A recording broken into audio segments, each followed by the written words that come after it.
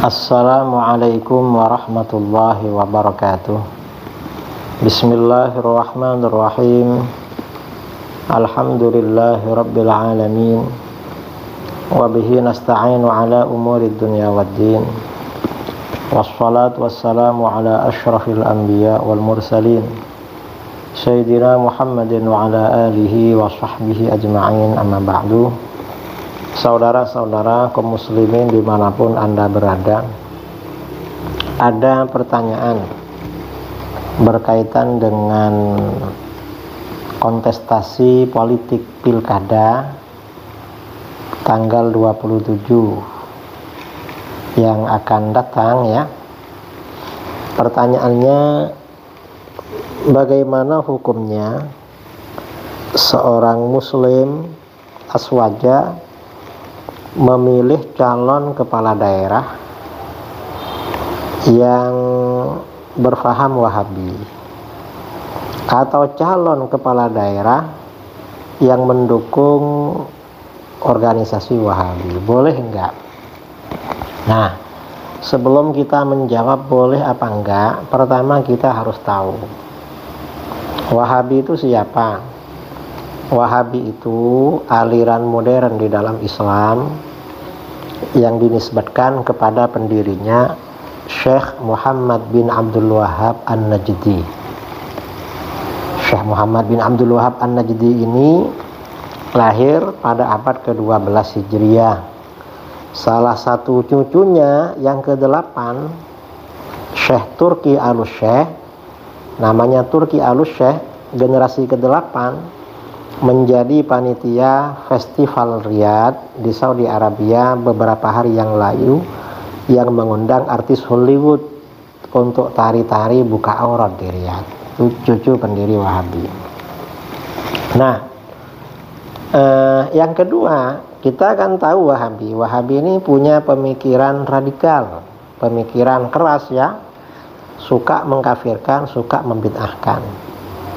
Nah, adakah isyarat tentang pemikiran Wahabi yang disampaikan oleh baginda Rasulullah SAW? Kata para ulama ya, isyarat pada Wahabi ini ada hadis sahih riwayat Imam Ibnu Hibban di dalam sahihnya dari Sayyidina Hudzaifah bin Al-Yaman radhiyallahu an. Rasulullah SAW bersabda, "Innama atakhawwafu alaikum rajulun qara'al Qur'an." Sesungguhnya sesuatu yang aku khawatirkan pada kalian adalah seorang laki-laki yang baca Quran. Baca Quran itu bagus, dianjurkan. Tapi ini Rasulullah kok khawatir, berarti orang ini bermasalah. Qurannya bagus, baca Qurannya bagus.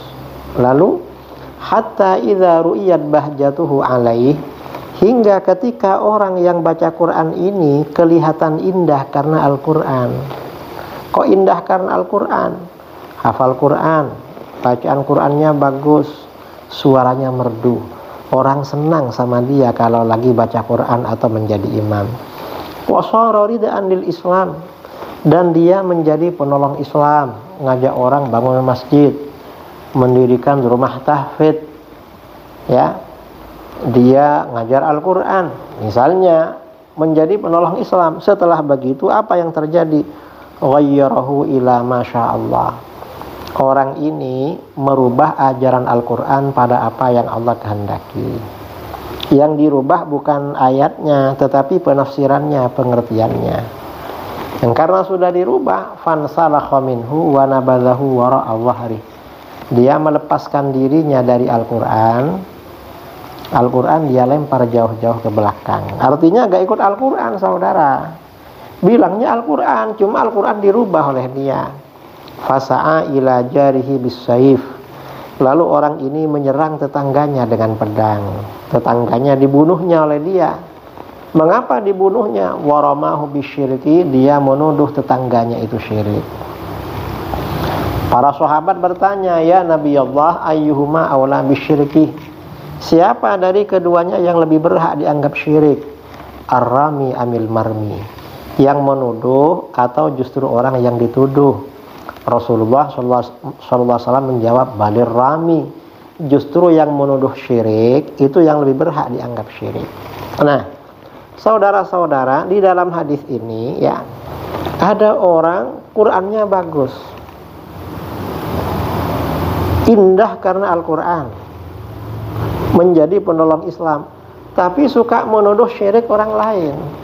Siapa kira-kira ini? Ya Wahabi itu pada masa sekarang yang suka mensyirikkan. Kok mensyirikkan orang lain? Al-Quran dia rubah, yang tidak syirik dia syirikkan, yang tidak dikafirkan oleh Al-Quran dia kafirkan. Al-Quran dirubah maknanya oleh dia. Dan karena merubah Al-Quran mengkafirkan orang sampai pada level, pada stadium, pada batas membunuh orang, seperti yang dilakukan oleh ISIS ya, termasuk Saudi Arabia awal-awal berdirinya membunuh orang. Nah, artinya apa? Hadis ini isyarat terhadap keburukan faham Wahabi, bahwa faham Wahabi ini memang Al-Qur'annya bagus, tapi Al-Qur'an dirubah oleh dia. Dan merubah Al-Qur'an itu gak boleh, saudara, dosa besar. Kemudian orang ini mensyirikkan orang. Nah, mensyirikkan orang itu gak boleh. Kemudian dia membunuh orang, radikal.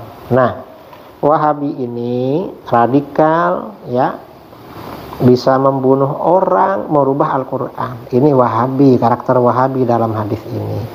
Kira-kira orang punya karakter seperti ini baik enggak dipilih jadi pemimpin? Kan enggak baik. Kalau jadi wakil wali kota, jadi wali kota, jadi wakil gubernur, bupati, wakil, enggak baik. Berarti bagaimana?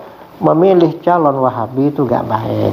Alias enggak boleh memilih calon yang pro Wahabi ya, itu enggak boleh juga. Jadi ingat ya, pilkada yang akan datang, jauhi calon yang Wahabi, pilih calon kepala daerah yang ahlus sunnah wal jamaah. Ini jawaban, mudah-mudahan bermanfaat.